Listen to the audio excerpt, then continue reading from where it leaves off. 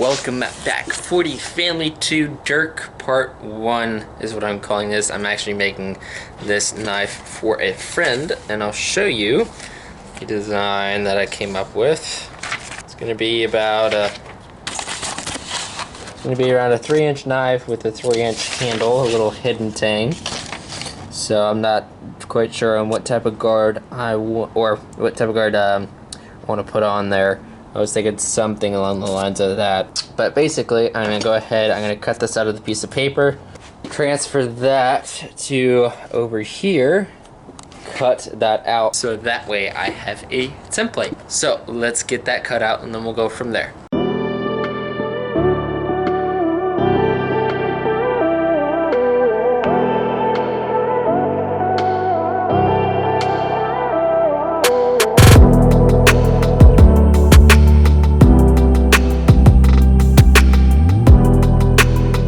Alright guys, almost out of battery, but this is where it is tonight, and I'll see you tomorrow.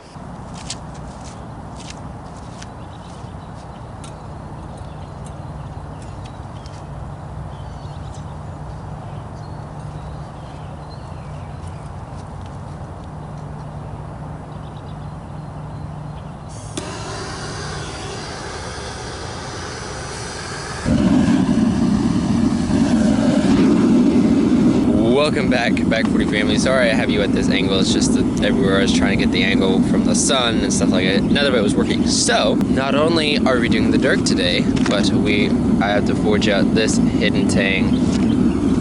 Now, I've been choosing a hidden tang because I need to work with more of those, I guess. I don't know.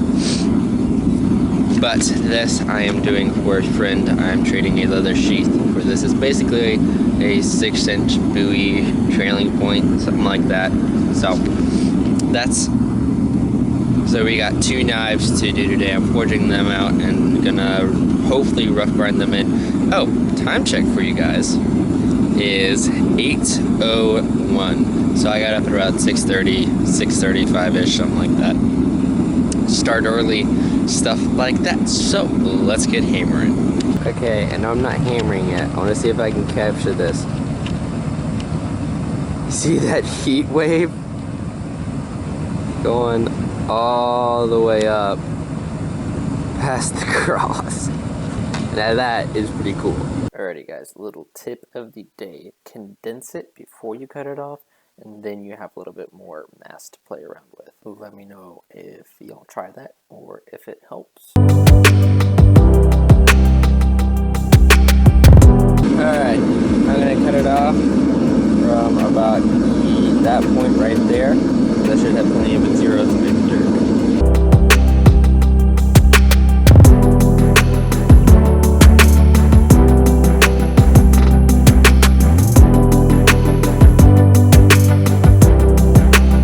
So if you're wondering why I put that piece of hot metal on here, it's to warm this up so when I go to chisel on it, because this chisel is also like around, I don't know, 30 degrees or something. And when I put that hot piece of metal on here, when this thing is cold, that means it's going to suck all that heat, and that chisel is already going to suck out some of that heat. So by taking that metal, heating this up, now, I don't know, it's around 70 degrees instead of 30 degrees. So I'm going to do that one more time just to heat this guy up so it's not such a shock.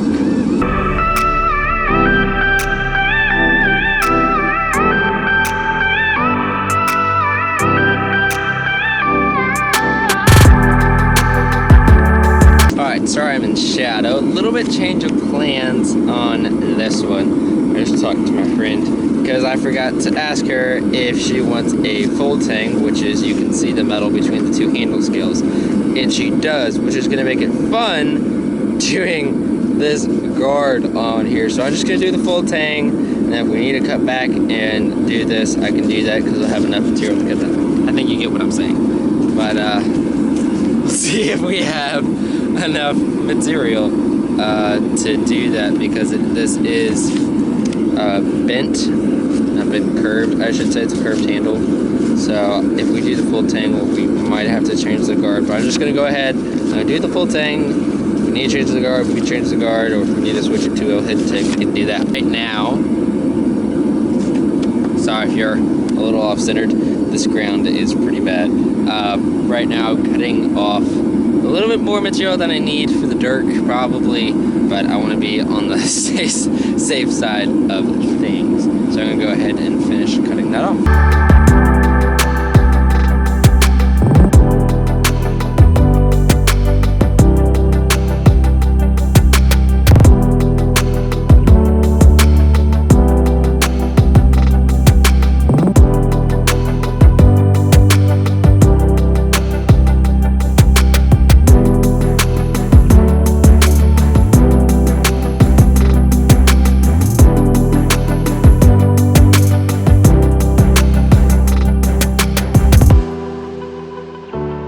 Alrighty guys, it has been an hour or two and I got both of the points cut, started to forge them in, so that's why they look a little different from the last time you saw them.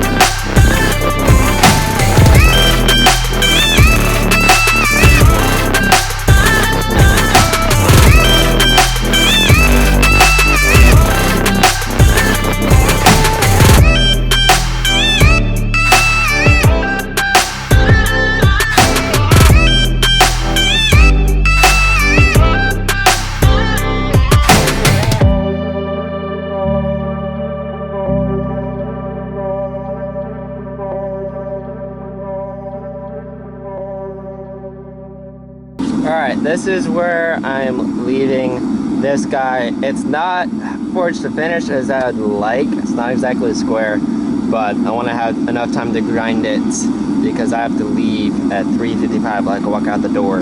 So that's where I'm going to leave this, and now I'm going to finish up the small buoy, or skinny, whatever. It looks more like a trailing point, but I'm going to count that as done. If I had more time and more propane, I would do more on that, but I don't, so all I gotta do on the other knife is to the handle. I don't know if you can say that, but curve the handle. So I'm gonna try and figure out how I'm gonna do that.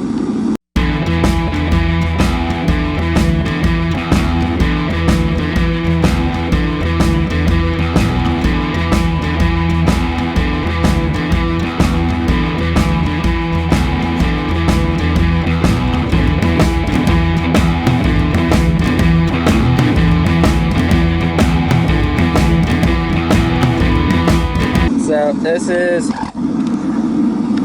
what I was saying, is it's not, I mean the template isn't exactly square either, but I have enough to grind somewhat because I lost a little bit too much to oxidation, or it oxidizing, and that's all the scale.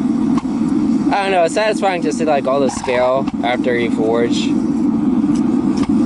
but yeah, I think something like that. Because right now, I'm trying to learn how much mass I actually need to actually, you know, cut off the forge. So I'd rather have a little bit too much. I might heat it back up and draw out the bevel a little bit more, draw out the edges a little bit more. So that way, in case, you know, because I do want it thin. Yeah, okay, so I'm going to stick it back in the fire, or I'm going to stick it back in the forge and draw out these two parts right here.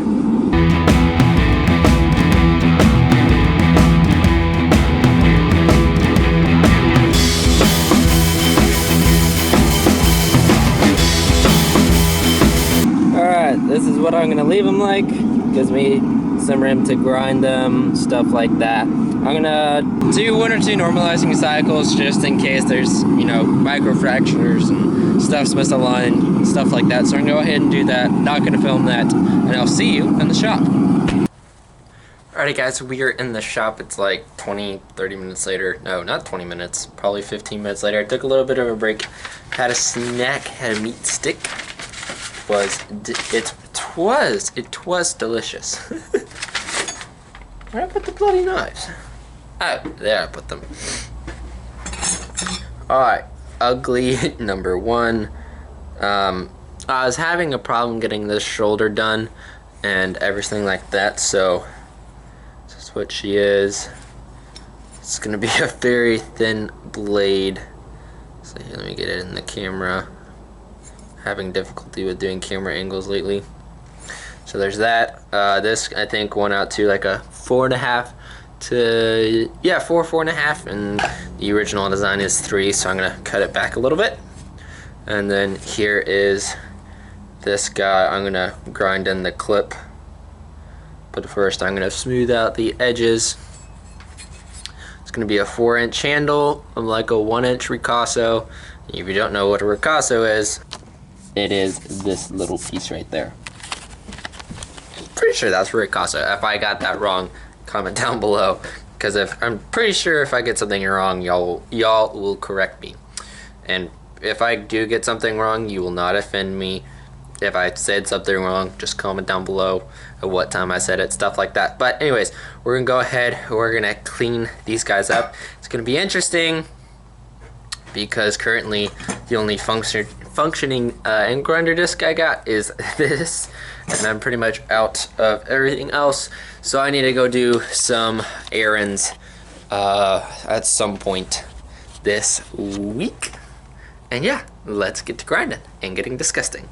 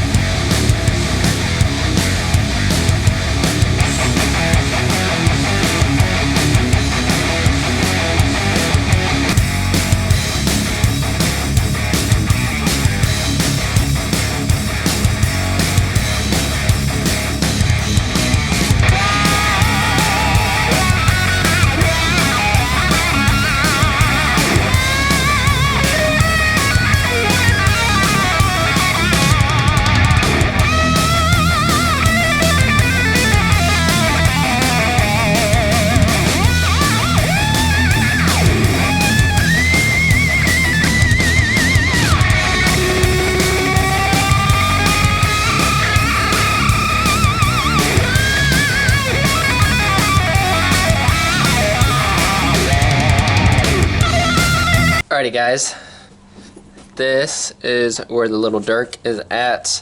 So that's how long the blade's going to be. It's 3 inches. And then the tank's going to get shortened down. I think I'm going to put 2 pins in it. The tank's a little thin, but I think that'll be okay. This is the other knife. It's going to have a 4-inch handle, 6-inch blade, 1-inch ricasso. So it's going to be kind of like this. So, because I want to, where the balance is with the ricasso up here with the blade exactly 6 inches is perfect for having good control if, say, you know, you're skinning. Now, if I move it back and then you just don't have the same control as you do. So, I'm going to cut it. I don't know if you can see the Sharpie mark there. That's where it's going to end up being. It's going to have that angle. But I shall see you on the next part of the Dirk. This video is probably around 12-15 minutes. I don't know. That was just a guesstimate.